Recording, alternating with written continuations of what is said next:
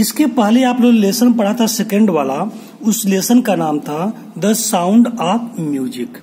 तो जो the sound of music आपने पढ़ा उसके दो पार्ट हैं। एक पार्ट 1 आपने पढ़ा था, वो पार्ट 1 इवलिन ग्लेनी की विषय में वो कहानी थी।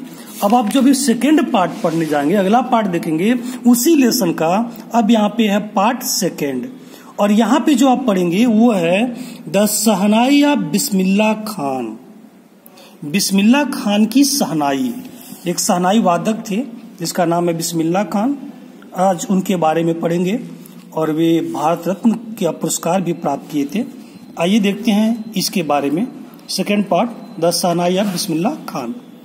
लेसन बहुत इंपॉर्टेंट है, गौर से सुनेंगे।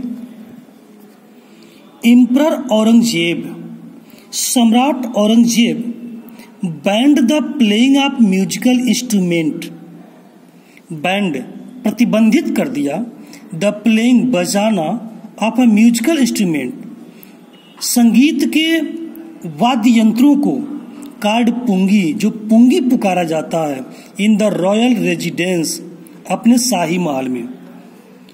जो मुगल सम्राट औरंगजेब था अपने शाही महल में एक पुंगी नाम के वाद्य यंत्र को, यानी बजाने वाले यंत्र को अपने शाही महल में ये प्रतिबंधित कर दिया था कि कोई भी व्यक्ति आज के बाद से पुंगी नहीं बजाएगा।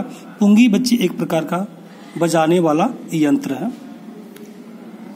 फॉर क्योंकि it had a Srila unpleasant sound, क्योंकि इसके अंदर एक तीखी और न चाहने वाली साउंड आवाज आती है।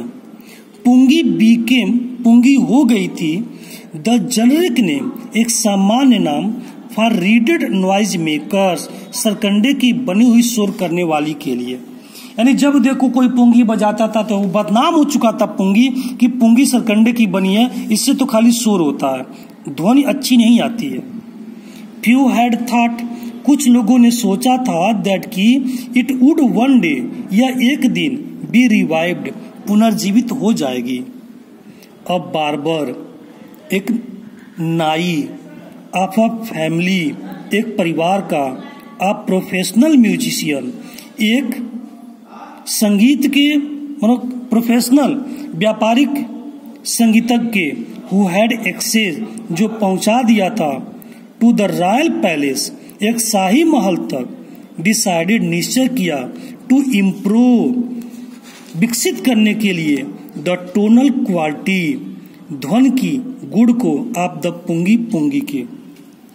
जब औरंगजेब ने पुंगी बजाने पे प्रतिबंध लगा दिया तो संगीतज्ञों की दुनिया का एक व्यक्ति था जो नाई था, उसने अपने आप में वादा किया, निश्चय किया, मैं एक दिन पुंगी को इतनी खूबसूरत तरीके से बनाऊंगा कि पुंगी से बहुत ही शानदार ध्वनि निकलेगी।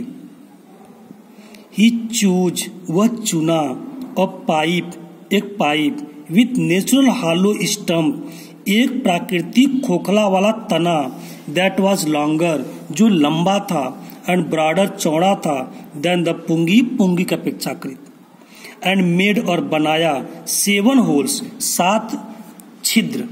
उसने क्या किया, जो लकड़ी लिया वो लकड़ी प्राकृतिक रूप से खोखला थी अंदर से, और उसमें वो 7 छेद कर दिया, ऑन द बॉडी, ऊपरी हिस्से पर, ऑफ द पाइप, पाइप के।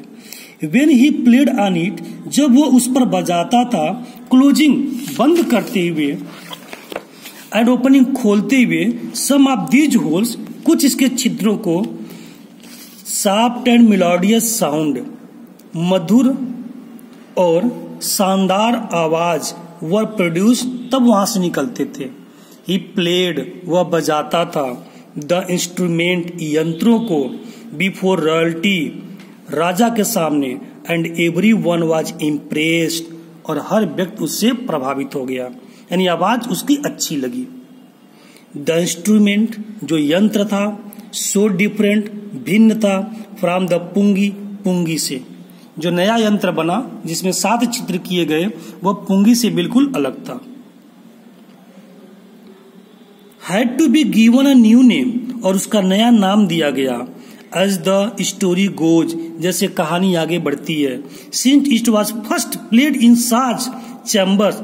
चूंकि यह पहली बार राजा के दरबार, राजा शाह के दरबार में बजाई गई एंड वाज प्लेड बाय अ नाई, और एक नाई के द्वारा बजाई गई, द इंस्ट्रूमेंट वाज नेम्ड, इसलिए जाकर के यंत्र का नाम पड़ गया सहनाई, सहधन नाई। राजा शाह के दरबार में नाई के द्वारा बजाया गया, इसलिए इसका नाम पड़ गया सहनाई। अब अगला पैसेज देखते हैं। द साउंड, आवाज ऑफ द सहनाई, सहनाई की, began to be considered auspicious, शुभ माना जाने लगा। अब जो नई सहनाई बन गई, उस सहनाई की जो आवाज थी, लोग उसे शुभ मानने लगे। एंड फॉर दिस रीजन, और इसी कारण की वजह से, इट इज स्टिल प्लेड, यह अभी भी बजाया जाता है, इन द टेम्पल्स, मंदिरों में, एंड और इज एन इंडिस्पेंसेबल कंपोनेंट, आवश्यक घटकों में, ऑफ नॉर्थ इंडियन, उत्तरी भारत के वेडिंग, शादियों में। ये सहनाई जो इतनी शुभ मानी जाती है कि आज भी भारत के मंदिरों में बजाई जाती है, और यहाँ तक कि उत्तर भारत के में जो शादियां होती है, उन शादियों में तो आवश्यक रूप से सहनाई बजाई जाती है। इन द पास्ट, भूतकाल में, द सहनाई वाज, सहनाई थी, पार्ट ऑफ द नौबत, नौबत की अंश, ऑफ ट्रेडिशनल इसेंबल, पारंपरिक वाद्य यंत्रों का, ऑफ 9 इंस्ट्रूमेंट्स, 9 यंत्रों में से, फाउंड एट रॉयल कोर्ट्स, जो शाही दरबार में पाए जाते थे। बता रहा है लेसन इस लाइन में कि शाही दरबार में 9 प्रकार के वाद्य यंत्र रखे गए थे। वाद्य यंत्र का मतलब बजाने वाला यंत्र। उस 9 वाद्य यंत्रों में से सहनाई का भी स्थान मिल चुका था। Till recently it was used, अब हाल ही में यह बजाया जाता था, ओनली इन टेम्पल्स, केवल मंदिरों में, एंड वेडिंग्स, और शादी विवाह में। The credit for bringing this instrument, इस यंत्र का जो श्रेय जाता है on to the classic stage, सांस्कृतिक स्टेज पर, गोज टू उस्ताद बिस्मिल्लाह खान, और इसका पूरा श्रेय जाता है उस्ताद बिस्मिल्लाह खान के पास। तो जो वाद्य यंत्र है सहनाई, इसको सबसे ज्यादा फेमस करने का जो श्रेय जाता है उस्ताद बिस्मिल्लाह खान को। नाम आप लोगों ने सुना होगा। अब चलिए देखते हैं बिस्मिल्लाह खान के बारे में। एज ऑफ 5 years ओल्ड, 5 साल की उम्र में बिस्मिल्लाह खान प्लेड, बिस्मिल्लाह खान खेलते थे गिल्ली डंडा, नियर अ पांड, एक तालाब के किनारे, in the ancient state of Dumra in Bihar, Dumra के बिहार के साम्राज्य में। मेरे बच्चे, डुमरा गांव का, बिहार में डुमरा नाम का एक राजा, राजसी घराना था। उस घराने के पास जो तालाब थी, उसी तालाब के पास बिस्मिल्लाह खां जब 5 वर्ष के थे तो गिल्ली डंडा खेला करते थे। He would regularly go to the nearby Bihari ji temple, वह रोज बिहारी जी के मंदिर में जाते थे, to sing the Bhojpuri chaita, Bhojpuri चैता गाने के लिए।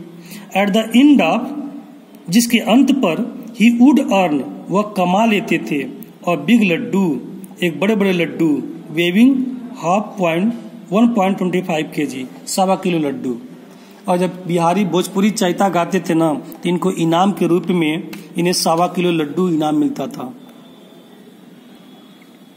अ प्राइज, एक पुरस्कार, गिवन बाय द लोकल महाराजा, और ये महाराजा जो वहां के थे वही दिया करते थे।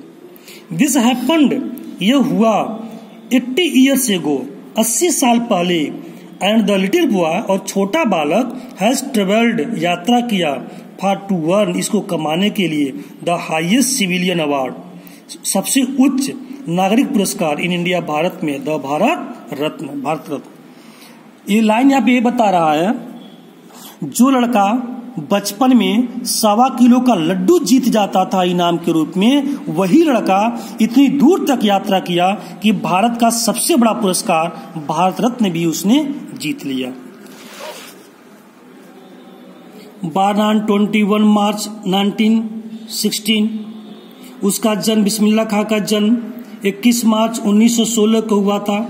बिस्मिल्लाह ji belongs to a well known family, एक प्रसिद्ध परिवार से संबंधित रखते थे। आप म्यूजिशियन, संगीतज्ञ के। फ्रॉम बिहार, बिहार के बिस्मिल्लाह खान जी बिहार के बहुत अच्छे परिवार से संबंध रखते थे। हिज ग्रैंडफादर, उनके दादाजी रसूल बख्श खान, जिनका नाम रसूल बख्श खान था, वाज द शहनाई नवाज of the Bhojpur kings court. राजा भोजपुर के राज दरबार में वे शहनाई नवाज के पद पर आसीन थे। हिज फादर, उनके पिताजी पैगंबर बख्श, जिनका नाम पैगंबर बख्श था, एंड अदर पैटर्नल एंसेस्टर्स, और अन्य इनके पूर्वज were also great shehnai players, वे लोग भी एक महान शहनाई वादक थे। अब बच्चे आगे की चीजें अब अगले वीडियो में